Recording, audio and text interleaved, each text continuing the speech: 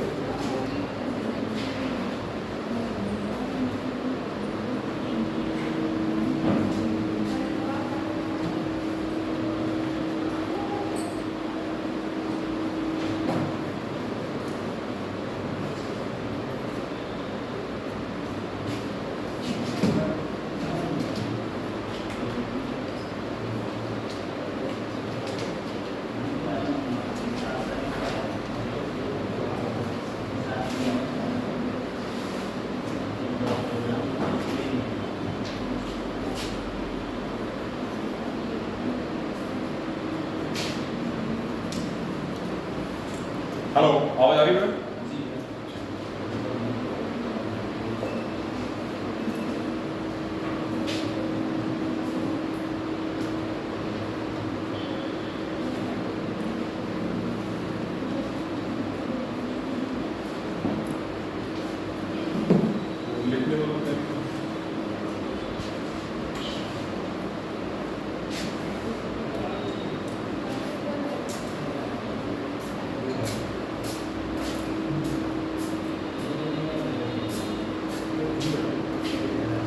देखो बेटा, last time पे हम लोग जो कर रहे थे टॉपिक वो था कोशिका विभाजन का, ठीक है।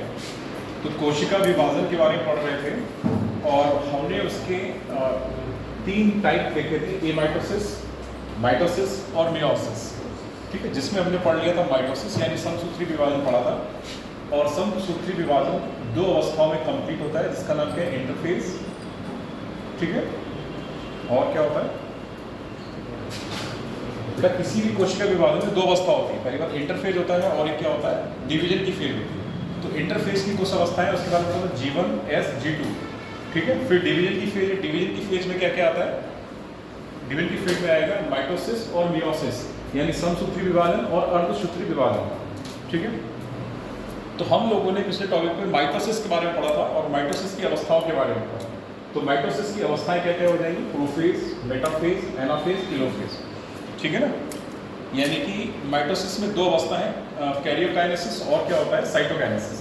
तो कैरियोकाइनेसिस की क्या अवस्था है बेटा, प्रोफेज, मेटाफेज, एनाफेज, टेलोफेज। और साइटोकाइनेसिस की बात करें तो डिवीजन ऑफ साइटोप्लाज्म, किसका डिवीजन होगा वहाँ पे, कोशिका द्रव्य का विभाजन होना क्या कहलाता है, साइटोकाइनेसिस कहलाता है। और ये प्लांट्स में किसके थ्रू होता है, सेल प्लेट के द्वारा होता है, और एनिमल सेल में किसके द्वारा होगा, फरों के द्वारा होता है, ठीक है। बात करते हैं मियोसिस। मियोसिस मतलब अर्धसूत्री विभाजन।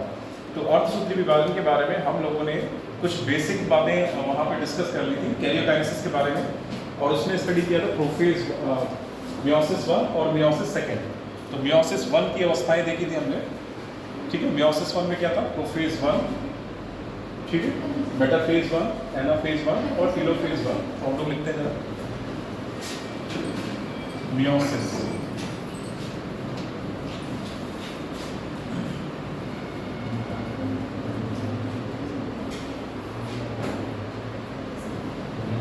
ये 2 अवस्थाओं में होगा बेटा, कैरियोकाइनेसिस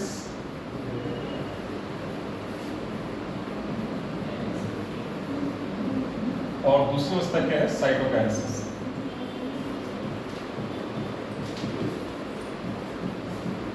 कैरियोकाइनेसिस में क्या क्या होता है, मियोसिस 1 और मियोसिस 2, ठीक है। तो मियोसिस 1 में क्या आएगा, प्रोफेज 1, मेटाफेज 1, एनाफेज 1 और टेलोफेज 1। तो यहाँ के प्रोफेज 1 की कुछ अवस्थाओं के बारे में डिस्कस कर रहे हैं। तो प्रोफेज 1 में बेटा अगर हम मियोसिस फर्स्ट की बात करें,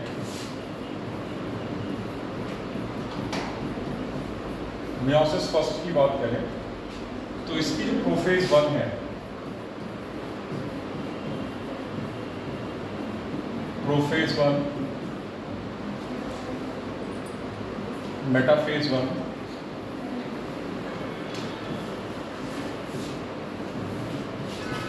एनाफेज 1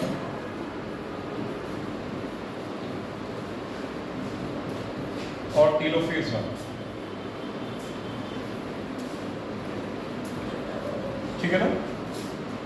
जिसमें आप लोगों ने देखा था कि प्रोफेज 1 की कुछ अवस्थाएं और होती हैं। प्रोफेज 1 की क्या होता है, कुछ अवस्थाएं और होती हैं। इसकी 5 सब फेजेस यहाँ पे हैं, 5 सब फेजेस, जिसको क्या नाम दिया बेटा, लैक्टोटीन,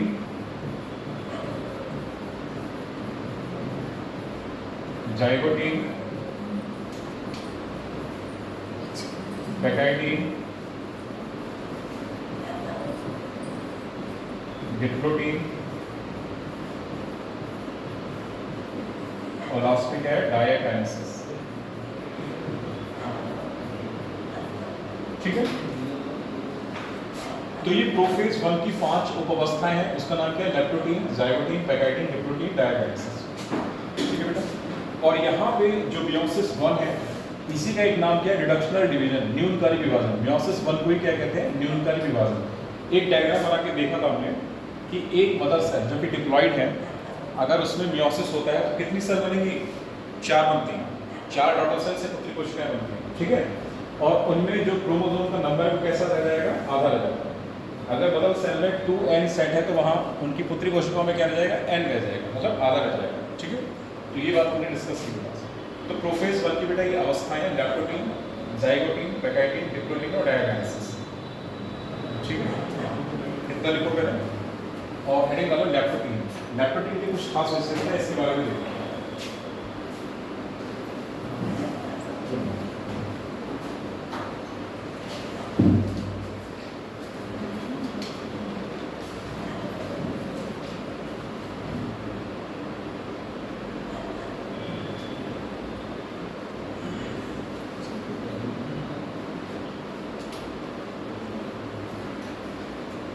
लैक्टोटीन हेडिंग आपके लिखना है इसमें। इस अवस्था में क्रोमोसोम, लैक्टोटीन में लिखा था यहाँ वाले का, लैक्टोटीन में, ठीक है। इस अवस्था में क्रोमोसोम पतले धागे समान संरचना में दिखाई देते हैं, पतले धागे समान संरचना में दिखाई देते हैं, पतले धागे समान संरचना में दिखाई देते हैं।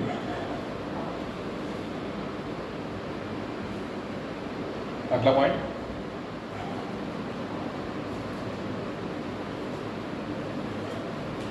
इस अवस्था को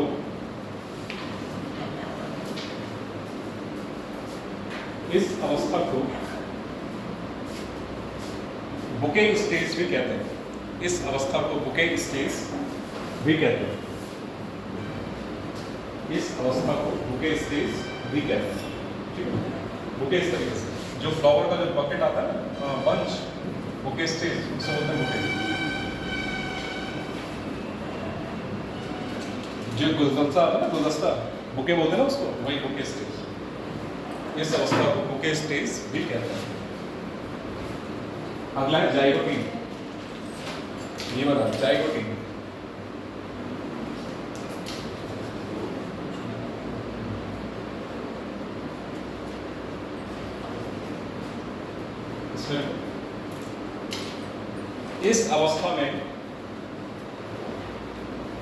इस अवस्था में साइनेप्सिस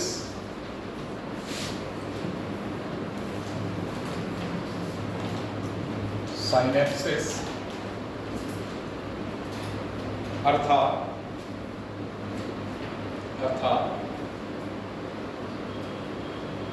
होमोलोगस क्रोमोसोम्स, होमोलोगस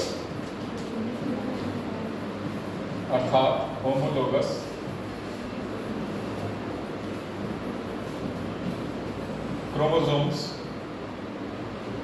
की पेयरिंग होती है।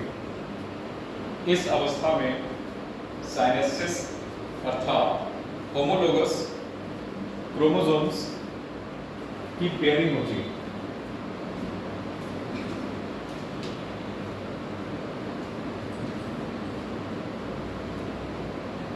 और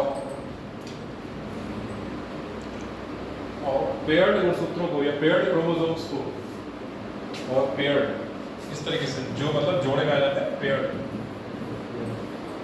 पेयर्ड मतलब जोड़े में जो आ गए ना, और पेयर्ड क्रोमोसोम्स को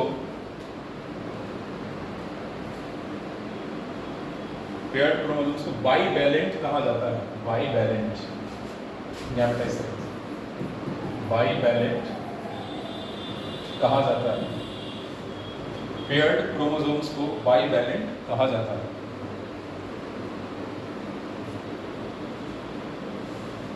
देखो कहीं ध्यान,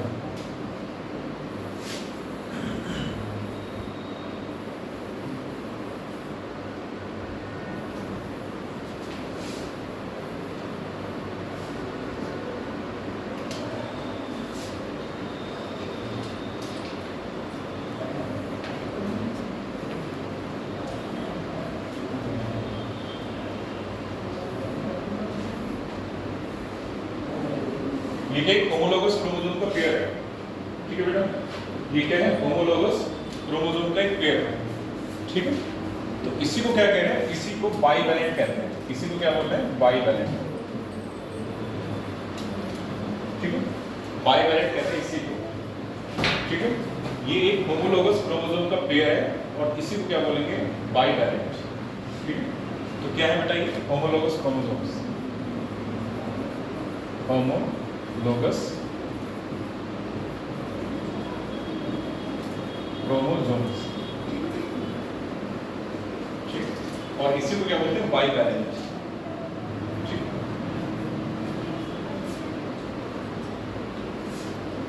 अब ये अवस्था पैकाइटिन, ये वाली अगली अवस्था का नाम को पैकाइटिन।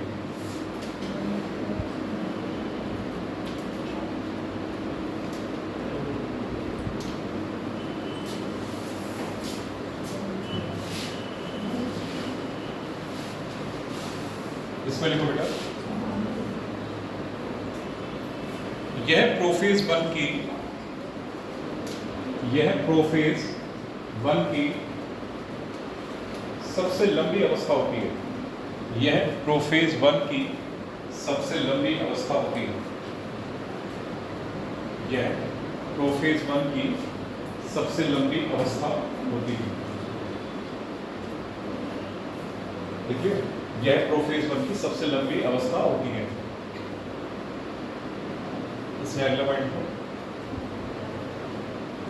इसी अवस्था में क्रॉसिंग ओवर, इसी अवस्था में क्रॉसिंग ओवर, ब्रैकेट में लिखा रिकॉम्बिनेशन, क्रॉसिंग ओवर ब्रैकेट में लिखो इस तरीके से crossing over, crossing over bracket में रिकॉम्बिनेशन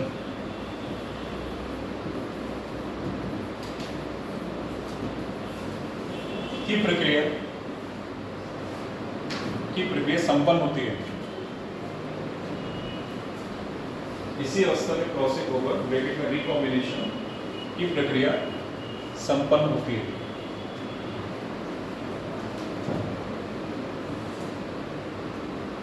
ठीक है, बस इतना समझो कि क्रॉसिंग ओवर या रिकॉम्बिनेशन होता क्या है, कि ये दोनों जो गुणसूत्र हैं इसके सिस्टर क्रोमेटिड क्या करेंगे आपस में, जो नॉन सिस्टर क्रोमेटिड है ये वाली आपस, ये वाली और ये वाली, ठीक है, ये आपस में क्या करेंगी, अपना अपना जेनेटिक मटेरियल एक्सचेंज करेंगे।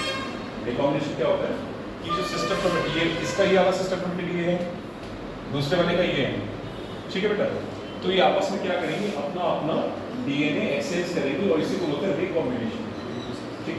क्रॉसिंग ओवर मतलब जीन विनिमय एक तरीके से इसको कहते हैं, ठीक है।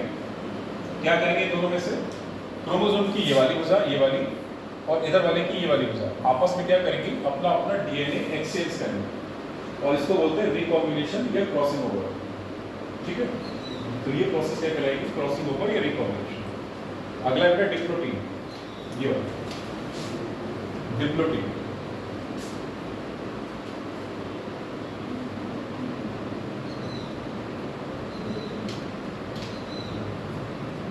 अगला है डिप्लोटीन।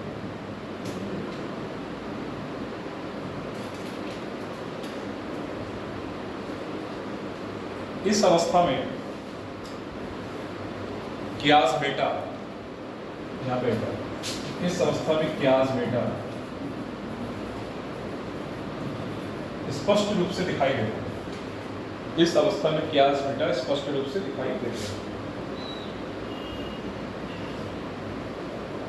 इस अवस्था में कियास बीटा स्पष्ट रूप से दिखाई देते हैं।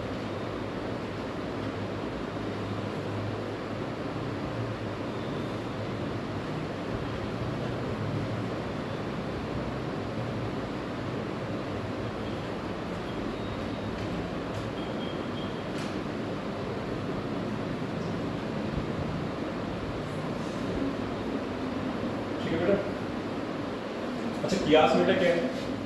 जैसे जो सेगमेंट दोनों होमोलोगस क्रोमोसोम्स की जो नॉन सिस्टर क्रोमेटिड होती है, नॉन सिस्टर ये वाला, ठीक है, इनका जो जेनेटिक सेगमेंट आपस में बदलता है, जो डीएनए आपस में बदलता है, वो कहाँ आ जाता है? सिरे पे आ जाता है।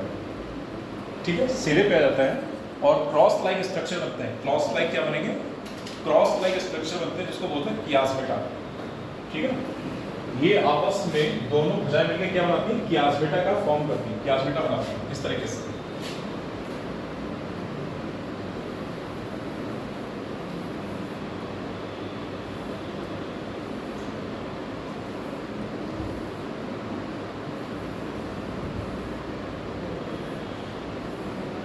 ठीक है, तो यहाँ पे इस तरीके से कियास में क्रॉस लाइक स्ट्रक्चर होता है ना, ये क्या है? कियास बीटा। बेटा ये क्रॉस लाइक जो स्ट्रक्चर बनते हैं यहाँ पे, ये कहलाते हैं कियास बीटा। ठीक है, तो ये स्ट्रक्चर जो क्रॉस लाइक बनते हैं इनको बोलते हैं कियास बीटा। ठीक है, तो ये कहाँ पे स्पष्ट होते हैं? डिप्लोइड में, और ये कहलाते हैं कियास बीटा, ये वाले।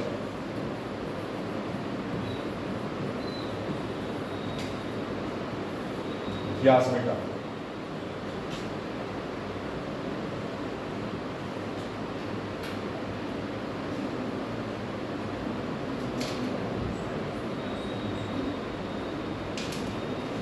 अगला स्टेज है डायकाइनेसिस, लास्ट वाला।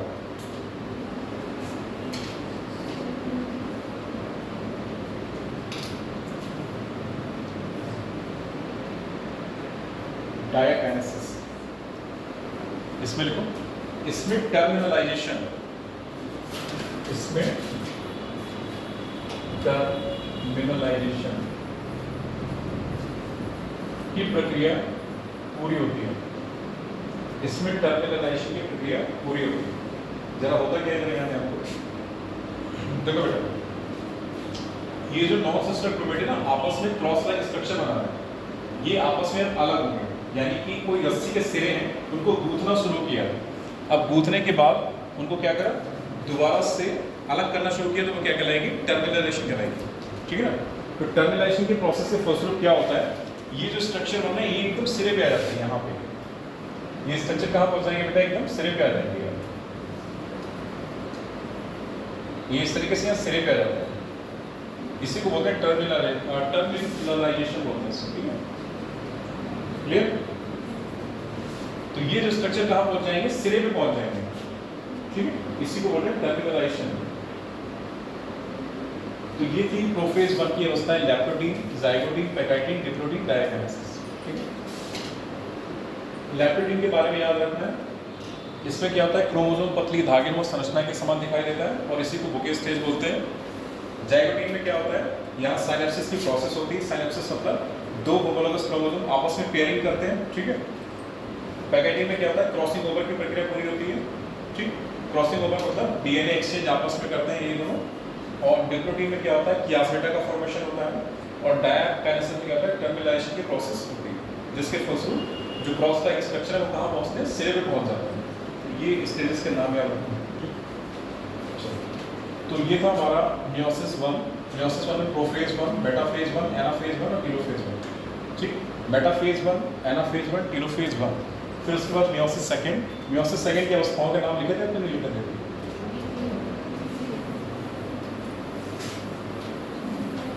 तो मियोसिस 2 की अवस्थाओं के नाम लिखो यहाँ पे। प्रोफेज 2, मेटाफेज 2, एनाफेज 2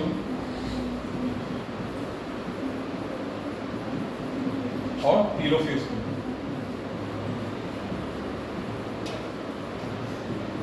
ठीक है,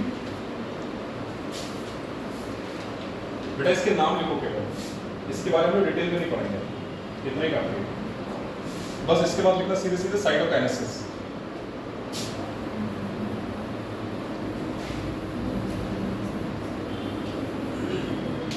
ये वाला फेज साइटोकाइनेसिस।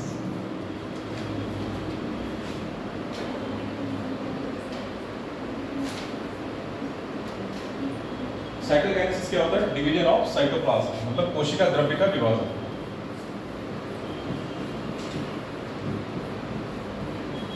कोशिका द्रव्य का विभाजन। और ये कैसे होता है? अगर पादप कोशिका होगी तो कैसे होगा बेटा? सेल प्लेट के जरिए होगा। और अगर एनिमल सेल है तो कैसे होगा? फरो मेथड के द्वारा।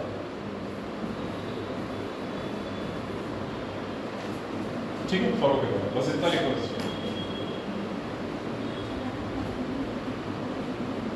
साइटोकाइनेसिस की वजह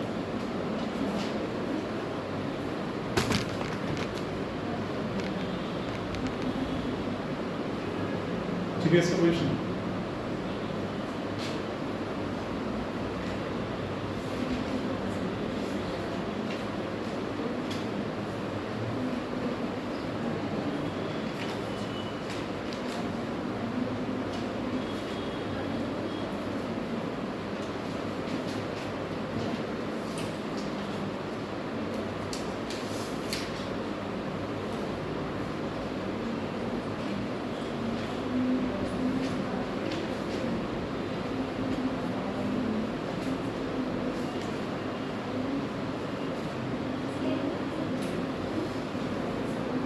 इसमें छोटा सा पॉइंट लिखो बेटा, मियोसिस की विशेषता या मियोसिस के परिणाम।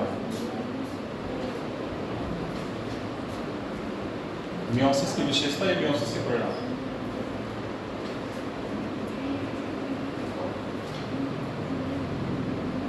इसमें नंबर करके लिखो।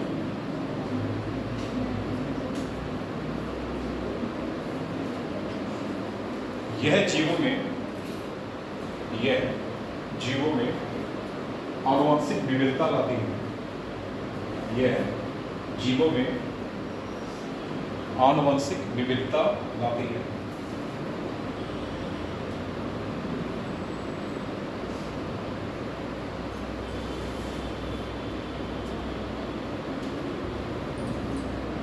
यह जीवों में आनुवंशिक विविधता लाती है। नंबर 2, यह जीवों में आनुवंशिक विविधता लाती है। नंबर 2, इसके परिणाम स्वरूप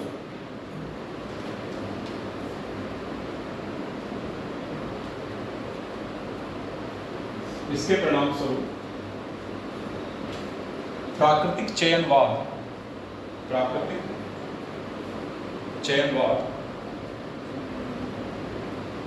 के सिद्धांत को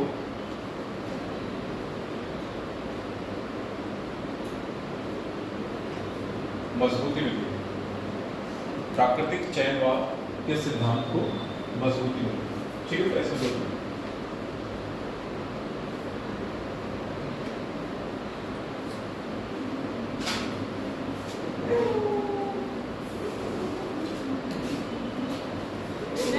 आ जाओ। जो हम लोग आज से टॉपिक शुरू करेंगे बायोटेक्नोलॉजी। ठीक, बायोटेक का टॉपिक शुरू करेंगे और उसके बारे में कुछ बेसिक बातें हैं, जैसे बायोटेक्नोलॉजी में कुछ बातें हैं। एक है ट्रेडिशनल बायोटेक्नोलॉजी और एक है मॉडर्न बायोटेक्नोलॉजी। तो ट्रेडिशनल बायोटेक्नोलॉजी का मतलब क्या है? घर पर दही का बनाना क्या है? ट्रेडिशनल बायोटेक्नोलॉजी परंपरागत जैव प्रौद्योगिकी की तरीके से कहलाती है। और ब्रेड का बनना ये भी क्या है? ट्रेडिशनल बायोटेक्नोलॉजी के अंतर्गत आता है। ठीक है, अब बात ये कि बायोटेक्नोलॉजी होता क्या है। तो कुछ तकनीकों का इस्तेमाल करते हुए जीव या उनके द्वारा जो उत्पाद बनते हैं उनका उपयोग मानव के लिए करना क्या कहलाता है? बायोटेक्नोलॉजी कहलाता है।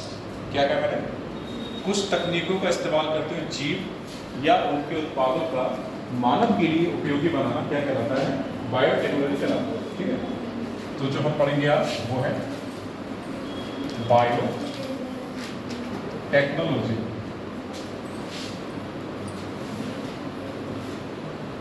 ठीक है, एक पार्ट है हमारा ट्रेडिशनल बायोटेक्नोलॉजी का, ट्रेडिशनल बायोटेक्नोलॉजी, और एक है मॉडर्न बायोटेक्नोलॉजी।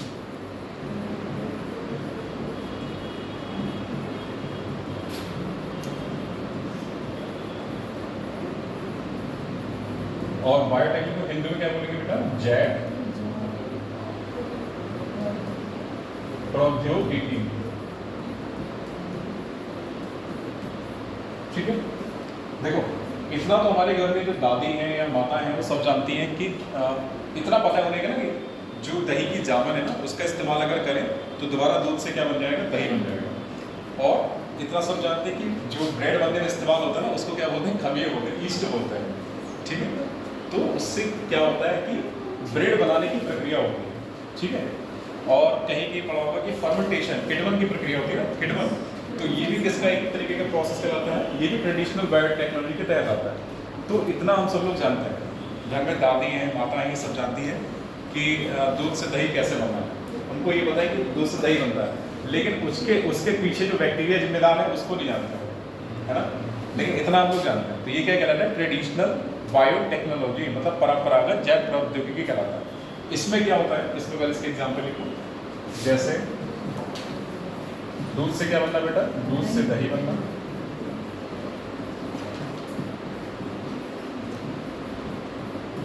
ब्रेड का बनाना, ब्रेड बनाना। ठीक है, तो ये सब क्या कहलाता है? ट्रेडिशनल बायोटेक्नोलॉजी के तहत आता है। ठीक, इसमें कुछ चीजें और भी हैं। यहाँ पे एक विशेषता होती है कि यहाँ पे ऑर्गेनिज्म को मॉडिफाई नहीं किया जाता है। इसकी विशेषता यहाँ पे क्या है? यहाँ पे कोई भी हमारा जो जीव है उसको मॉडिफाई नहीं करेगा। ठीक है, यहाँ पे क्या है कि ऑर्गेनिज्म जो है हमारा मॉडिफाई नहीं किया जाता, हम इसको मॉडिफाई नहीं करते, मतलब उसको रूपांतरित नहीं करेंगे। ठीक है, तो ये कहलाता है परंपरागत जैव प्रौद्योगिकी।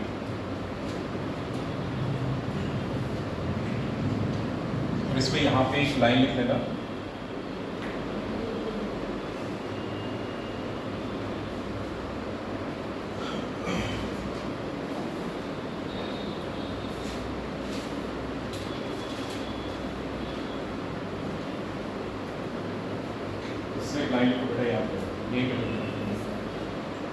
परंपरागत जैव प्रौद्योगिकी में, परंपरागत जैव प्रौद्योगिकी में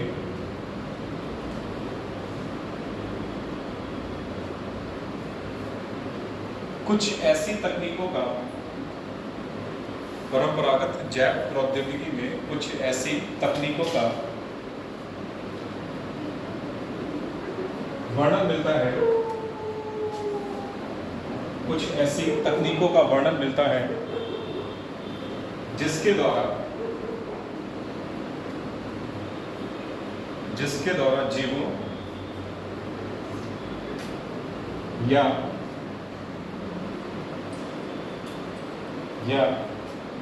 उनसे प्राप्त होने वाले उत्पादों का प्रयोग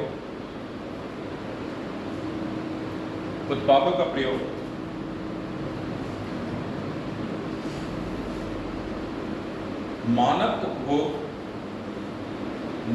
उपभोग या कल्याण के लिए किया जाता है। मानव उपभोग या कल्याण के लिए किया जाता है। मानव उपभोग या कल्याण के लिए किया जाता है। फिर स्टॉप, इसी में नोट करके लिखो।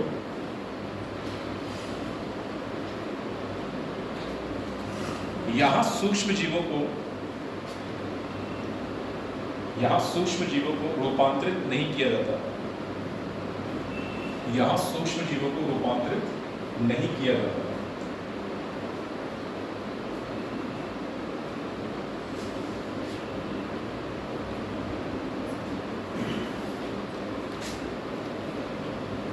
देखो बेटा, अब अगर हम बात करें मॉडर्न बायोटेक्नोलॉजी की, तो यहाँ तो पहली बात यही कि जो हमारा जीव है ना, ये ऑर्गेनिजम्स, इनको मॉडिफाई किया जाएगा, ठीक है ना।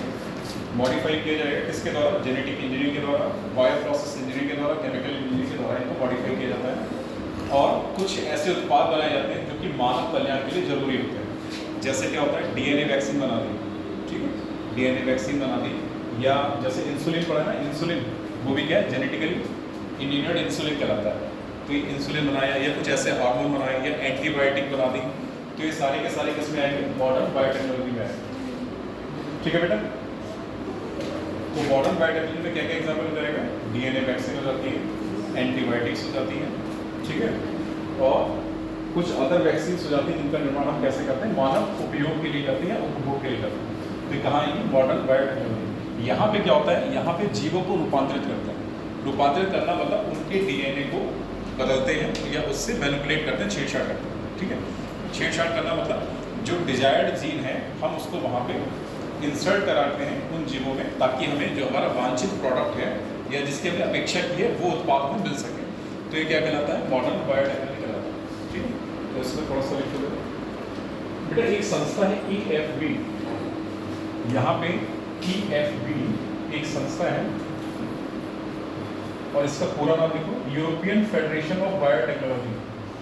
EFB इसका पूरा नाम लिखो, European federation of biotechnology. European federation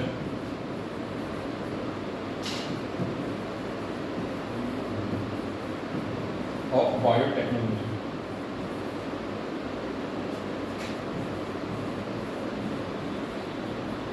इसने जीव प्रौद्योगिकी की परिभाषा दी है, उस परिभाषा को तो लिखेंगे, ठीक है। EFB इसका पूरा नाम क्या है? यूरोपियन फेडरेशन ऑफ बायोटेक्नोलॉजी, ठीक है। इसने क्या करा? एक मॉडर्न बायोटेक्नोलॉजी है, इसकी एक नई परिभाषा दी है, तो उस परिभाषा को हम लिखेंगे। तो इसमें लिखो EFB और उसका पूरा नाम ब्रैकेट में लिखने के बाद के अनुसार, EFB के अनुसार, EFB के अनुसार नए उत्पादों तथा सेवाओं के लिए, EFB के अनुसार नए उत्पादों तथा सेवाओं के लिए प्राकृतिक विज्ञान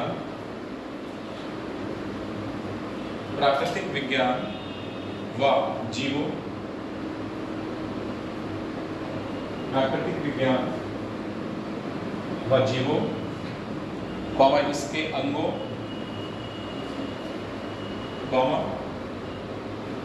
इसके अंगों, कोशिकाओं और आणविक अनुरूपों, आणविक मतलब मॉलिक्यूलर एनालॉग्स, आणविक अनुरूपों का समायोजन, जैव प्रौद्योगिकी कहलाता है, जैव प्रौद्योगिकी कहलाता है।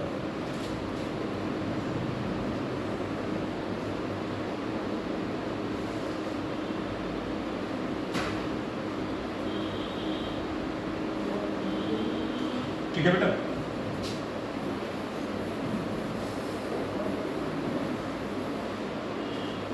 तो यहाँ पे जो बात आ रही थी जीवों और प्राकृतिक विज्ञान, तो प्राकृतिक विज्ञान का मतलब है कि जो टेक्निक्स हमारी, तो यहाँ पे जो टेक्निक्स है ना, टेक्निक्स के साथ साथ क्या होगा? जीवों और उनके जो अंग है उनका इस्तेमाल किया जाएगा। तो दो चीजें निकल के आ रही, टेक्निक्स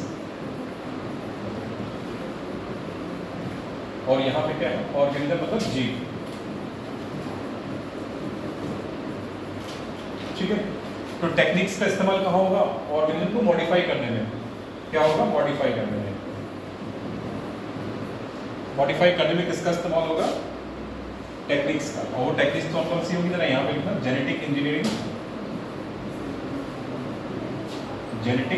इंजीनियरिंग,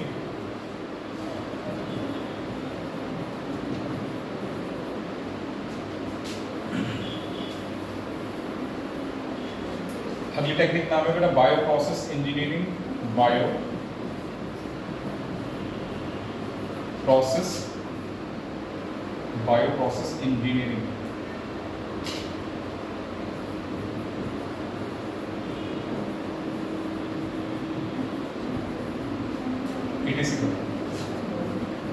ये टेक्निक्स का यहाँ पे इस्तेमाल होता है ऑर्गेनिज्म को मॉडिफाई करने के लिए।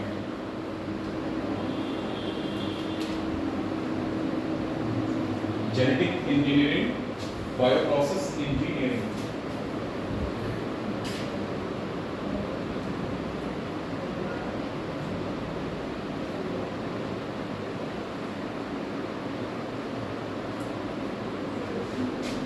अगला निकाला बायोटेक्नोलॉजी के सिद्धांत। बायोटेक्नोलॉजी के सिद्धांत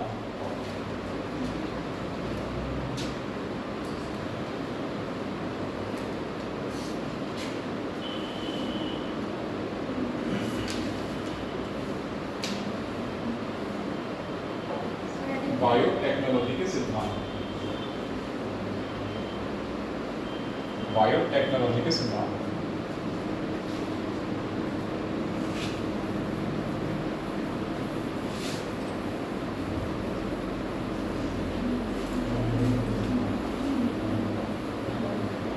देखो बेटा, अगर इसके सिद्धांत की बात करें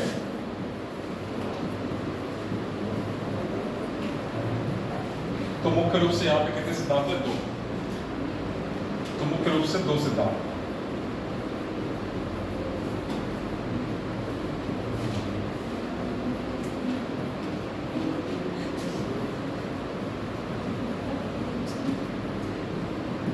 जिसमें पहला क्या हो जाएगा? Genetic engineering. Genetic engineering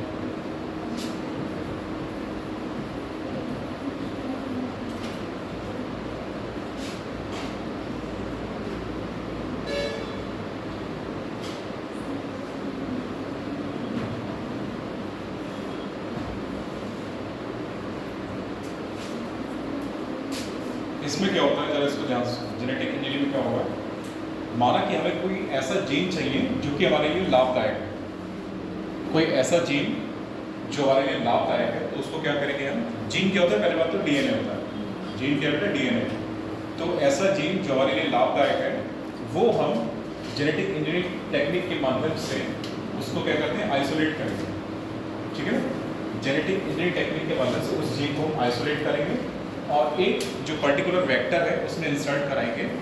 insert कराने के बाद होस्ट सेल में डालेंगे उसको, और फिर क्या होगा? हम अपना वो प्रोडक्ट उससे इस्तेमाल करेंगे। प्रोडक्ट बनेगा, वो इस्तेमाल करेंगे मानव कल्याण के लिए। तो कहने का मतलब है कि डीएनए में छेड़छाड़ करना क्या कहलाता है? Genetic engineering. Manipulation to DNA. एक लाइन में इसको समझो, डीएनए में छेड़छाड़ करना या बदलाव करना क्या कहलाएगा? जेनेटिक इंजीनियरिंग कहलाएगा। ठीक है, तो यहाँ लिख दो जेनेटिक इंजीनियरिंग लिखो बेटा। इस तकनीक द्वारा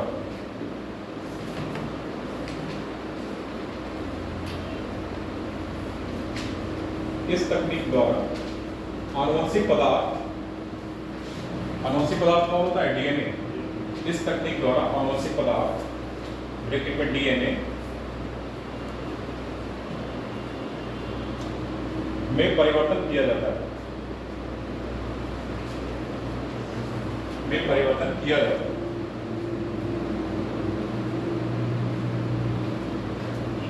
अगला इसका सिद्धांत है बायोप्रोसेस इंजीनियरिंग।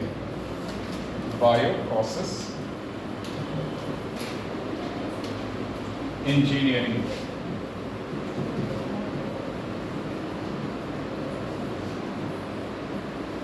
देखो बेटा, अगर हम बायोटेक्नोलॉजी की प्रोसेस कर रहे हैं, ठीक है, तो पहला सिद्धांत क्या हो जाएगा? जेनेटिक इंजीनियरिंग मतलब डीएनए में बदलाव करना है, परिवर्तन करना। दूसरा, ये परिवर्तन कैसा होना चाहिए? एक ऐसे वातावरण में होना चाहिए जहाँ पे कोई भी बैक्टीरिया ना हो, यानी कंटामिनेशन फ्री एनवायरनमेंट। तो ये कहाँ पे आएगा? यहाँ पे आएगा बायोप्रोसेस इंजीनियरिंग में, कि जहाँ पे हम जेनेटिक इंजीनियरिंग की प्रोसेस कर रहे हैं वो कैसा होना चाहिए? कंटामिनेशन फ्री, मतलब वहाँ पे किसी प्रकार का कोई भी संदूषण नहीं होना चाहिए, कोई बैक्टीरिया ना हो, कोई गंदगी ना हो। ठीक है, ये कहलाता है बायोप्रोसेस इंजीनियरिंग के तहत इसको स्टडी किया जाएगा। ठीक है, कंटामिनेशन फ्री एनवायरनमेंट, वातावरण कैसा होना चाहिए? साफ सुथरा होना चाहिए, कोई भी वहाँ पे इन्फेक्शन नहीं होना चाहिए, कोई भी बैक्टीरिया नहीं होना चाहिए, कोई भी गंदगी नहीं होना चाहिए, ठीक है। तो ये कहलाता है बायो प्रोसेस इंजीनियरिंग में। तो इसमें लिखो बेटा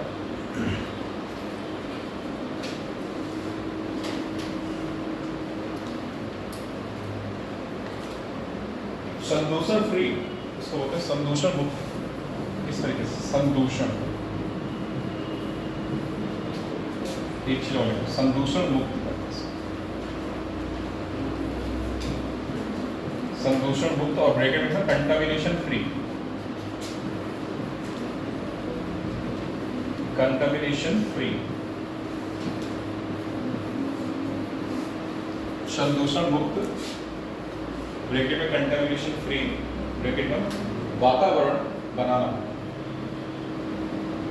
वातावरण बनाना ताकि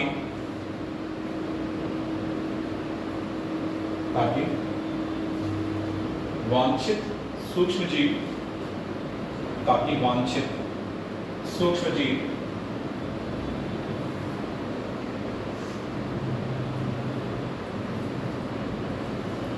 की ही ग्रोथ हो सके, ताकि वांछित सूक्ष्म जीव की ही ग्रोथ हो सके।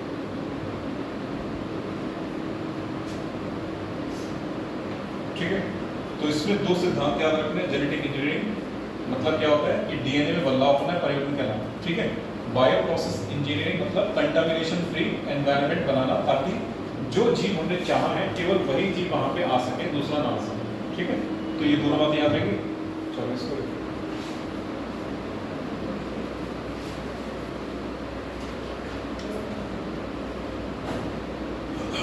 अगला है डॉक्टर पुनर्यूज डीएनए का निर्माण, पुनर्यूज डीएनए रिकॉम्बिनेंट डीएनए का निर्माण।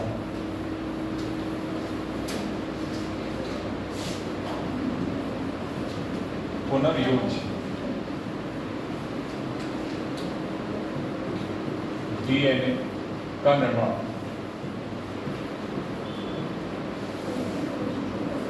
बेटा इसी को बोलते हैं रिकॉम्बिनेंट डीएनए।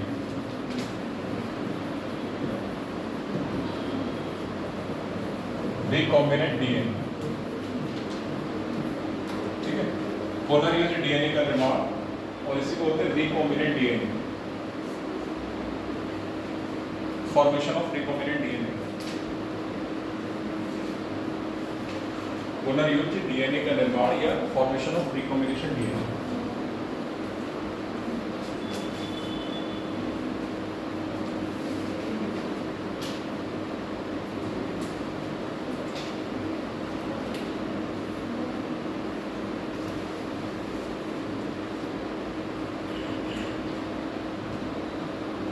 देखो पहली बात ये है कि सबसे पहला रिकॉम्बिनेंट डीएनए बनाया किसने। सवाल ये है कि सबसे पहला रिकॉम्बिनेंट डीएनए बनाया किसने और बनाया तो कहाँ से बनाया। तो दो साइंटिस्ट के नाम है स्टैनले कोहेन और हर्बर्ट बोयर। स्टैनले कोहेन और हर्बर्ट बोयर, ये दो साइंटिस्ट हैं। इन्होंने 1972 में एक बैक्टीरिया है साल्मोनेला टाइफीम्यूरियम, क्या नाम है उसका, साल्मोनेला टाइफीम्यूरियम, इसके प्लाज्मिड का इस्तेमाल करते हुए रिकॉम्बिनेंट डीएनए बनाया, ठीक है। तो किसने बनाया, स्टैनले कोहेन और हर्बर्ट बोयर ने बनाया। किसका इस्तेमाल करते हुए बनाया, साल्मोनेला टाइफीम्यूरियम जो कि एक बैक्टीरिया है, उसके प्लाज्मिड का इस्तेमाल करते हुए इन्होंने क्या बनाया, रिकॉम्बिनेंट डीएनए बनाया, और जो कि पहला रिकॉम्बिनेंट डीएनए था। तो आपसे सवाल पूछा जाए कि पहला रिकॉम्बिनेंट डीएनए किसने बनाया, तो स्टैनले एंड कोहेन ने बनाया। किसका इस्तेमाल करते हुए बनाया, तो साल्मोनेला टाइफीम्यूरियम का इस्तेमाल करते हुए बनाया, ठीक है। चलो इस तरह हाँ पुनर्यूज डीएनए ये बताते हैं, ये पूरी प्रोसेस है। पहले इसको लिखो इतना। सर्वप्रथम 1972 में स्टैनले कोहेन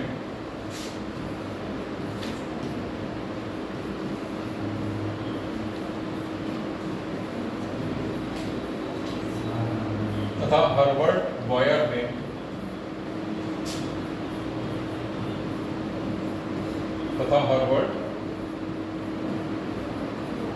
ने साल्मोनेला टाइफीम्यूरियम, साल्मोनेला ये बेटा बैक्टीरिया का नाम है जो कि वैज्ञानिक नाम है, इसको अंडरलाइन करना। टाइफीम्यूरियम,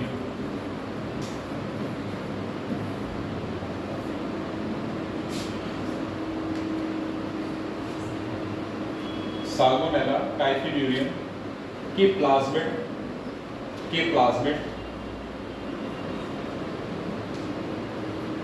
का इस्तेमाल करते हुए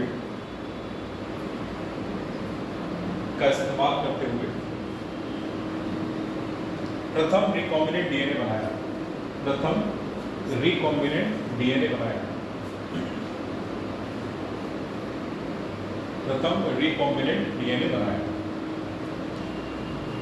ठीक है, तो पहला रिकॉम्बिनेंट डीएनए किसने बनाया था? स्टैनली कोहेन व हार्वर्ड कोहेन ने बनाया। किसका इस्तेमाल किया? एक बैक्टीरिया है जिसका नाम है साल्मोनेला टाइफीम्यूरियम। तो साल्मोनेला टाइफीम्यूरियम के प्लाज्मिड से पहला रिकॉम्बिनेंट डीएनए इन्होंने बनाया। ठीक है, अब बात आती है कि प्लाज्मिड क्या होता है। कोई बताएगा प्लाज्मिड क्या होता है? नोट करके प्लाज्मिड, वहां पे लिखो प्लाज्मिड क्या होता है। प्लाज्मिड क्या होता है? देखो बेटा यहाँ नाम बोला,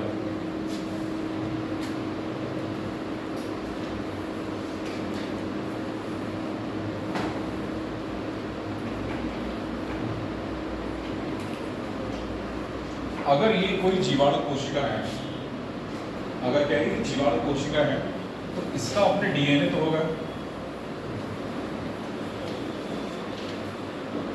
ठीक है, और साथ में दूसरा एक अलग डीएनए और होगा जो इस तरीके से होगा, छोटे छोटे डीएनए से। ठीक है, तो मुख्य डीएनए के अतिरिक्त जो डीएनए होगा उसको क्या बोलेंगे? प्लाज्मिड। इसमें लेकिन ये किसमें होगा? प्रोकैरियोटिक सेल की बात करें तो मुख्य डीएनए के अतिरिक्त जो डीएनए है उसको क्या बोलेंगे? प्लाज्मिड। ठीक है, तो मुख्य डीएनए के अतिरिक्त जो डीएनए है यहाँ पे उसको बोलेंगे प्लाज्मिड। और इसको अगर नाम दें तो ये होता है एक्स्ट्रा क्रोमोसोमल डीएनए। क्या होता है बेटा? एक्स्ट्रा मतलब अतिरिक्त, क्रोमोसोमल मतलब क्रोमोसोम का जो डीएनए है उससे अतिरिक्त जो डीएनए है वो क्या कहलाएगा? प्लाज्मिड कहलाएगा। तो एक्स्ट्रा क्रोमोसोमल डीएनए।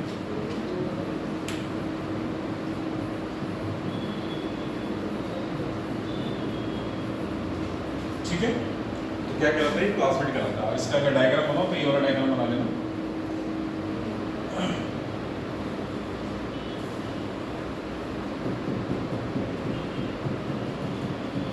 ये बेटा एक बैक्टीरियल सेल है,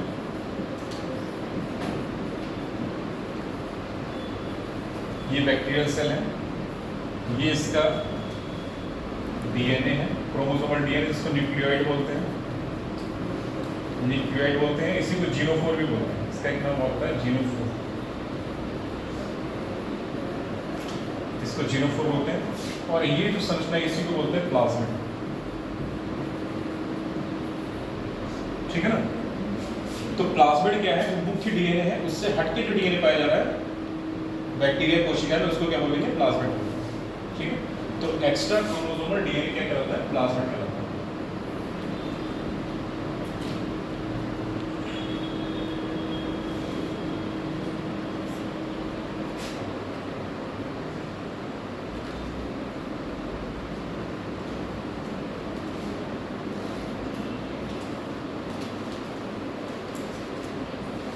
हो गया बेटा एकदम?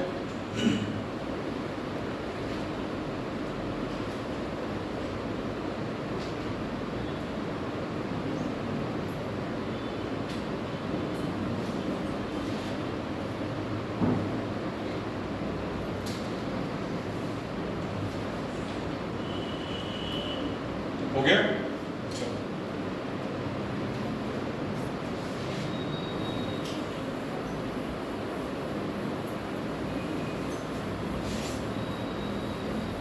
देखो अब रिकॉम्बिनेंट डीएनए में बनाया कैसे, जरा इसकी बात करते हैं। यहाँ क्या माना कि अपनी एक बैक्टीरिया है,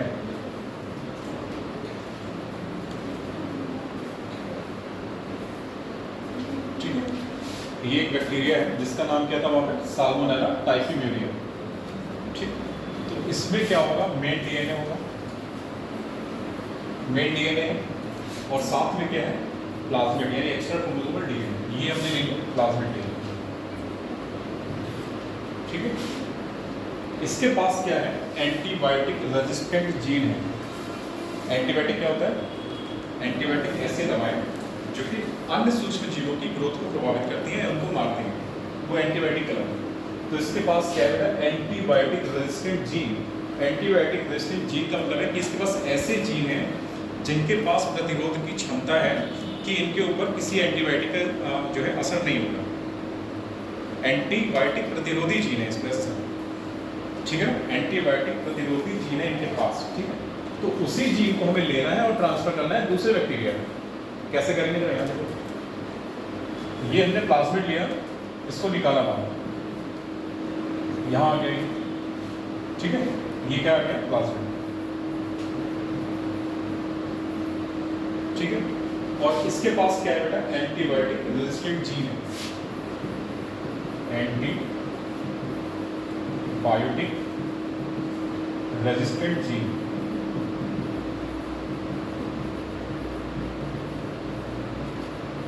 एंटीबायोटिक रेजिस्टेंट जीन का मतलब बताओ क्या है, इसके पास ऐसा जीन है जो इसे एंटीबायोटिक से प्रतिरोध की क्षमता देगा, ठीक है, लड़ने की क्षमता देगा इसको एंटीबायोटिक, ठीक है। तो इसके पास क्या है बेटा, एंटीबायोटिक रेजिस्टेंट जीन है, और इसी जीन का इस्तेमाल करना है हमें दूसरे बैक्टीरिया में। कैसे करेंगे, माना कि हमने यहाँ पे किया एक होस्ट सेल ले लिया, यहाँ वेक्टर लिया, पहले वेक्टर, ये है वेक्टर। वेक्टर को क्या बोलेंगे यहाँ पे, कैरिंग डीएनए या व्हीकल बोलेंगे। व्हीकल मतलब सवारी, वेक्टर को क्या बोलेंगे, कैरिंग डीएनए या व्हीकल। व्हीकल मतलब ले जाने वाला, किसको ले जाएगा, प्लाज्मिड को ले जाएगा, प्लाज्मिड पूरे प्लाज्मिड को ले जाएगा, जो उसमें जो जितना पार्ट है जिसमें कि एंटीबायोटिक रेजिस्टेंट जीन विद्यमान है उसको ले जाएगा, ये वेक्टर कैरी करेगा, सवारी का, एक तरीके की सवारी का काम करेगा। कैसे करेगा, माना हमने इसके पास जीन है और इसके पास ये वाला टुकड़ा जो है एंटीबायोटिक रेजिस्टेंट है, ठीक है, इतना टुकड़ा क्या बेटा इसके पास एंटीबायोटिक रेजिस्टेंट जीन का है। तो इस टुकड़े को हम निकालेंगे, कैसे निकालेंगे, रेस्ट्रिक्शन एंजाइम की मदद से, रेस्ट्रिक्शन एंजाइम की मदद से। बस अभी यहाँ पे केवल समझो, बाकी आगे लेंगे। इतना हिस्सा क्या है इसके पास, एंटीबायोटिक रेजिस्टेंट जीन का है, इसको हमें किस में डालना है, इसमें डालना है, ठीक है। तो यहाँ पे इस्तेमाल करेंगे बेटा हम रेस्ट्रिक्शन एंडोन्यूक्लियस,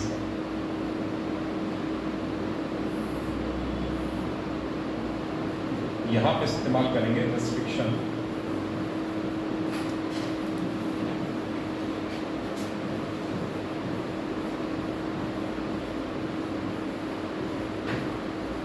ये एंजाइम्स होते हैं जिनको कहते हैं आणविक कैचिंग।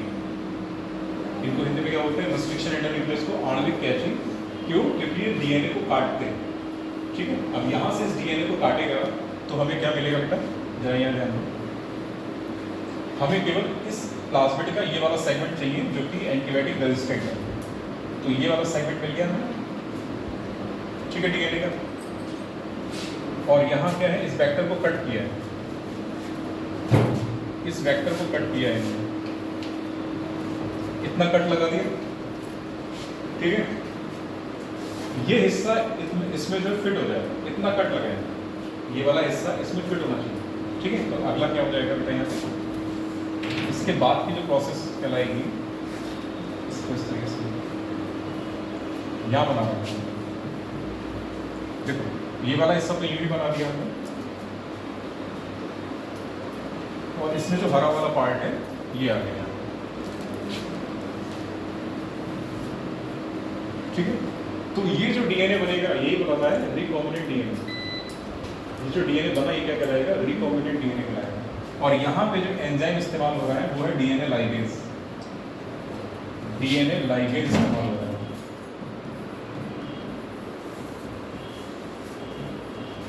लाइगेज का मतलब होता है जोड़ने वाला, लाइगेज का मतलब क्या होगा, जोड़ने वाला। किसको जोड़ने वाला, ये जो डीएनए का पार्ट है और इस डीएनए का पार्ट है, इनको दोनों को आपस में जोड़ेगा कौन, डीएनए लाइगेज जोड़ेगा, इसने जोड़ा। और जोड़ने के बाद जो नया डीएनए सेगमेंट बना, ये बना रिकॉम्बिनेंट डीएनए, यही है हमारा रिकॉम्बिनेंट डीएनए। इसी का निर्माण किया था Stanley Cohen and Herbert Cohen ने, इसी को बनाया साल्मोनेला टाइफीम्यूरियम। तो ये क्या बेटा, साल्मोनेला टाइफीम्यूरियम।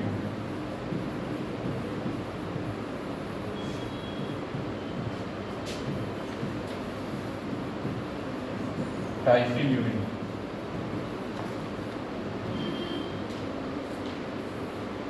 ठीक है। ये प्लाज्मिड हो गया इसका, और इसमें जीन है ये वाला। तो ये वाला जीन कैसा बेटा इसका, ये वाला, ये जीन है एंटीबायोटिक रेजिस्टेंट जीन वाला, ठीक है। इसी जीन को हमें लेना है और कट कौन करेगा, रेस्ट्रिक्शन एंडोन्यूक्लियस कट लगाएगा, यहाँ पे भी लगाएगा और यहाँ पे भी लगाएगा। इस जीन को अलग करा और इसको काटा, ठीक है। दोनों को जोड़ेगा कौन आपस में, डीएनए लाइगेज जोड़ेगा, और जो नया डीएनए बनेगा उसको बोलेंगे रिकॉम्बिनेंट डीएनए। रिकॉम्बिनेंट मतलब दो चीजों को रिकॉम्बिनेशन करके बनाया ना, तो रिकॉम्बिनेंट डीएनए कहलाएगा, ठीक है। इसको बोलेंगे डीएनए, सॉरी वेक्टर बोलेंगे। वेक्टर का काम क्या होगा इसको, कि जो हमने जो डीएनए लिया है या जो हमें जीन वहाँ पे ले जाना है, तो उसको कैरी करने के लिए कोई वाहन चाहिए। तो क्या काम करेगा, व्हीकल का काम करेगा। वेक्टर क्या करता है, act as vehicle, acts as vehicle, ले जाने का काम करेगा, तो सवारी होने का काम करेगा।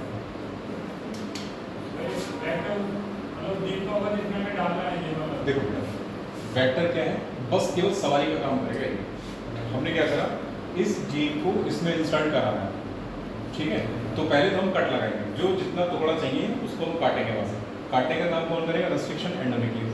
कट लगा दी, ये वाला जीन इतना लगा गया, इसमें इसी साइज का हमने कट यहाँ पे लगा दिया ताकि फिट हो जाए, ठीक है। फिर इसके बाद जोड़ने का काम करेगा डीएनए लाइगेज।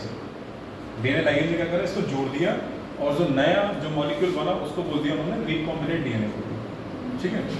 अच्छा वेक्टर क्या है, ये वेक्टर जो है कोई एक तरीके से बैक्टीरियल सेल हो सकती है, कोई वायरस हो सकता है। जैसे इसमें आता है इसका एक नाम है वेक्टर का, एक इसको बोलते हैं east artificial chromosome, bacterial artificial chromosome, back और यैक। तो बैक और यैक का इस्तेमाल करते हैं वेक्टर के तौर पर, बैक और यैक का इस्तेमाल करते हैं वेक्टर के तौर पर।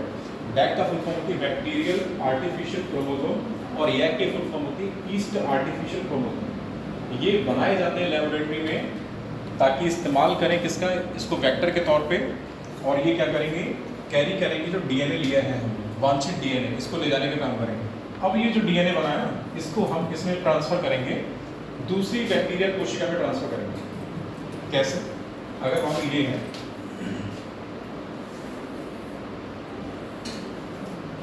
ये ई कोलाई कोशिका है, बैक्टीरिया ना ई कोलाई, ये ई कोलाई, एस्टेरिया कोलाई इसका पूरा नाम। अब हम इस रिकॉम्बिनेंट डीएनए को इसमें ट्रांसफर कर देंगे, तो ये कहाँ आ गया, यहाँ आ गया।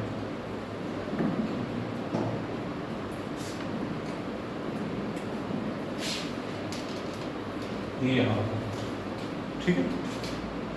तो ये रिकॉम्बिनेंट डीएनए यहाँ आ गया, और इसका जो क्रोमोसोम है बेटा वो यहाँ होगा। इस वाले का जो क्रोमोसोम है वो इसका यहाँ कहीं पे होगा, ठीक है। तो ये क्या है, रिकॉम्बिनेंट डीएनए। फिर क्या होगा, ये मल्टीप्लाई करेगा यहाँ बैक्टीरिया कोशिका में, ये मल्टीप्लाई करेगा, तो जाहिर सी बात है जो हमारा ये वाला जीन है ये भी तो मल्टीप्लाई करेगा। तो ये मल्टीप्लाई करेगा तो हमें जो हमारा जो प्रोडक्ट है जिसकी हमने इच्छा की है वो हमें मिलेगा, ठीक है। तो ये प्रोसेस चलाती है रिकॉम्बिनेंट डीएनए टेक्नोलॉजी। तो पहले तो प्रोसेस में कि हमें इतना समझना है कि स्टैनली कोहेन ने क्या करा था, रिकॉम्बिनेंट डीएनए बनाया। किसका इस्तेमाल करते बनाया, साल्मोनेला टाइफीम्यूरियम का इस्तेमाल करते बनाया। क्यों बनाया, क्योंकि साल्मोनेला टाइफीम्यूरियम के प्लाज्मिड के पास क्या था, एंटीबायोटिक रेजिस्टेंट जीन था जो इसे एंटीबायोटिक से लड़ने की क्षमता दे रहा था, ठीक है। तो इस जीन को हमने निकाला, वेक्टर में इंसर्ट कराया, वेक्टर में इंसर्ट कराने के बाद क्या करा हमने, डीएनए लाइगेज की मदद से दोनों को जोड़ा, और जोड़ने के बाद क्या मिला हमें, रिकॉम्बिनेंट डीएनए मिल गया। और इस रिकॉम्बिनेंट डीएनए को हमने बैक्टीरिया कोशिका, जो दूसरा बैक्टीरिया है ई कोलाई, इसमें ट्रांसफर करा। जब ट्रांसफर करा तो हमने देखा कि साथ ही साथ ये जो ई कोलाई है ये भी क्या हो गया, एंटीबायोटिक के प्रति इसमें रेजिस्टेंस आ गया, ये भी क्या हो गया, एंटीबायोटिक रेजिस्टेंट हो गया। अब अगर हम इसको एंटीबायोटिक देंगे तो ये भी नहीं मरेगा, ठीक है। तो ये है एक रिकॉम्बिनेंट डीएनए टेक्नोलॉजी का। जरा ये थोड़ा सा डायग्राम बना दो।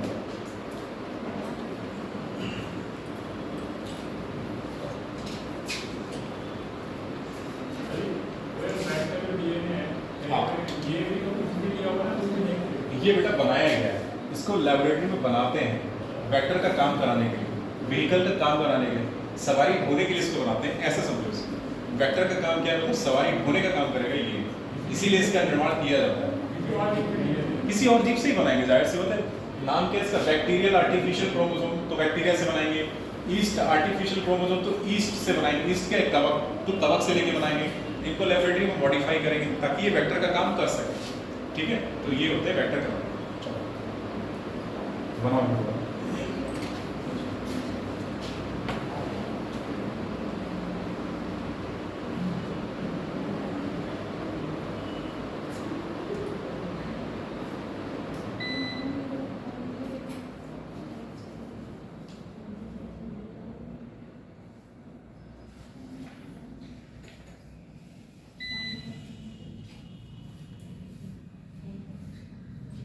बन गया सबका?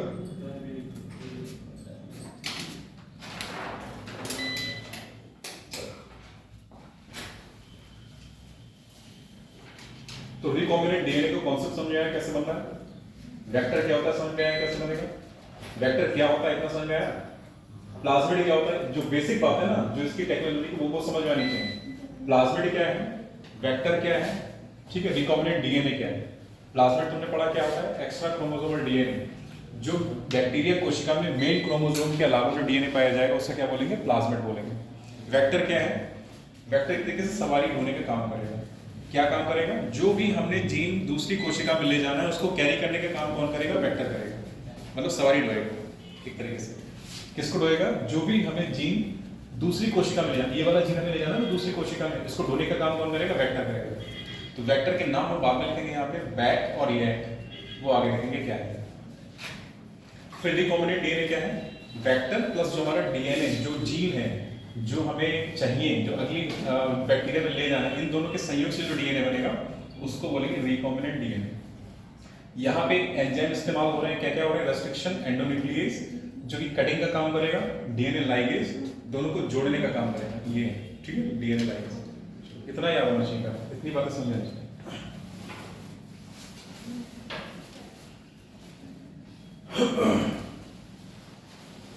कोई बेटा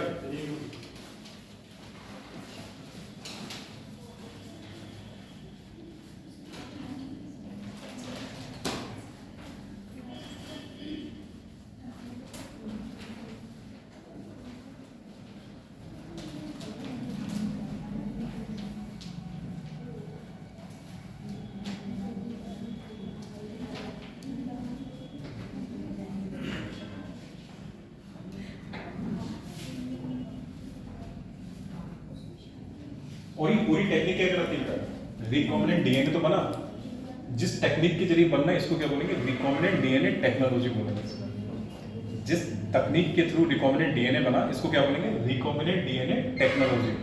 ठीक है ना, तो ये टेक्निक क्या कहलाती है, रिकॉम्बिनेंट डीएनए टेक्नोलॉजी, या इसी को बोलते हैं क्लोनिंग, या इसको बोलेंगे जेनेटिक इंजीनियरिंग, तीनों एक ही नाम है, कंफ्यूज नहीं होना। रिकॉम्बिनेंट डीएनए टेक्नोलॉजी बोलो, जीन क्लोनिंग बोलो, या जेनेटिक इंजीनियरिंग बोलो, तीनों एक ही बात है। ठीक है,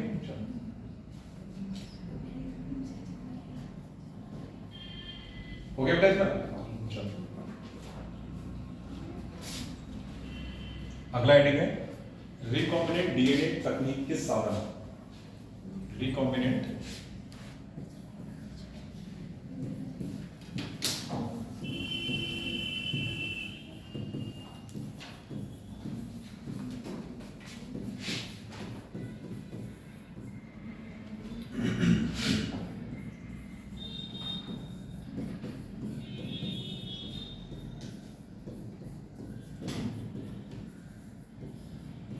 रिकॉम्बिनेंट डीएनए तकनीक के साधन।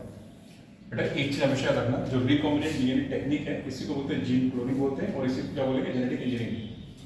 सभी इसी के नाम है, तो इसको क्या बोलते हैं, जेनेटिक इंजीनियरिंग भी बोलते हैं, जेनेटिक इंजीनियरिंग भी इसका नाम है,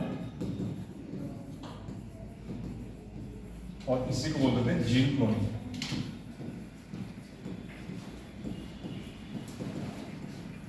एक ही नाम है, इससे कंफ्यूज नहीं करना।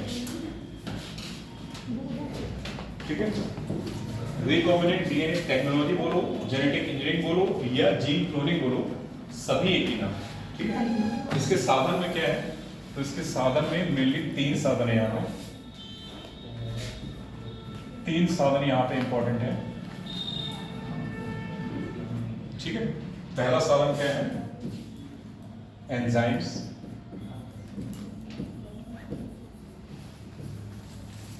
वेक्टर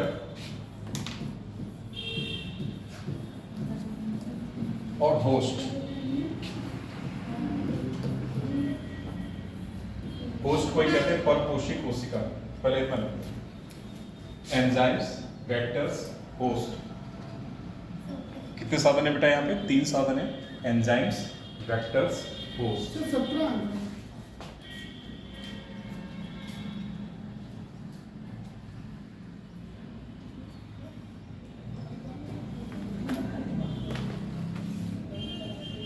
देखो बेटा, एंजाइम्स जो यहाँ पे जरूरत होगी वो क्या क्या जरूरत होगी, जरा इसके नाम लिखो जरा। यहाँ जो एंजाइम्स की जरूरत पड़ेगी वो क्या क्या होंगे।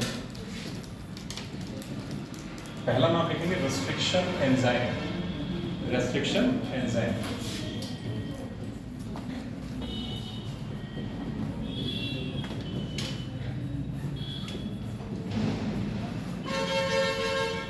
ठीक है। दूसरा नाम क्या लिखेंगे यहाँ पे, डीएनए पॉलीमरेज। डीएनए पॉलीमरेज हमने कहाँ पढ़ा था, जब डीएनए का रेप्लिकेशन पढ़ा था। DNA polymerase. तीसरा एंजाइम जो जरूरत पड़ेगी वो है डीएनए लाइगेज। अभी भी देखा है डीएनए लाइगेज क्या काम करता है, दोनों को जोड़ने का काम करेगा, दोनों डीएनए मॉलिक्यूल को। और चौथा है एल्केलाइन फॉस्फेटेज, एल्केलाइन फॉस्फेटेज।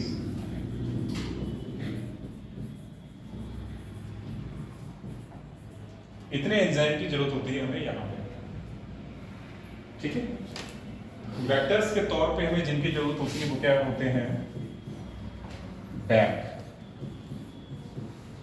अच्छा, वेक्टर होता क्या है पहले तो ये पता होगा, नाम पता चलिए काम क्या होगा इसका। डिजायर्ड जीन को कैरी करने वाला क्या कहलाएगा, वेक्टर कहलाएगा। डिजायर्ड जीन मतलब जो जीन हमें चाहिए उसको कैरी करेगा कौन, वेक्टर। तो कैरिंग मॉलिक्यूल क्या है यहाँ पे, वेक्टर कहलाएगा, ठीक है। तो वेक्टर के तौर पे जो यहाँ पे काम करेगा वो क्या है, बैक। इसका पूरा नाम लिखो बेटा, bacterial artificial chromosome, bacterial artificial chromosome. अगला एग्जाम्पल होता है वेक्टर के तौर पे यैक, YAC। इसका पूरा नाम है ईस्ट आर्टिफिशियल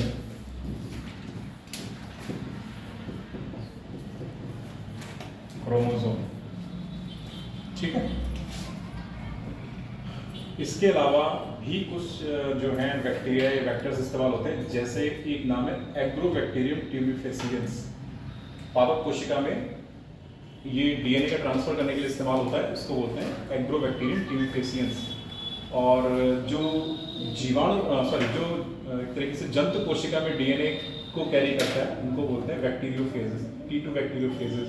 इस तरीके से उनको बोलते हैं बैक्टीरियोफेजेस, ठीक है। तो यहाँ पे एक गुना और लिख लो, यहाँ पे चाहो तो बैक्टीरियोफेजेस का इस्तेमाल भी होता है।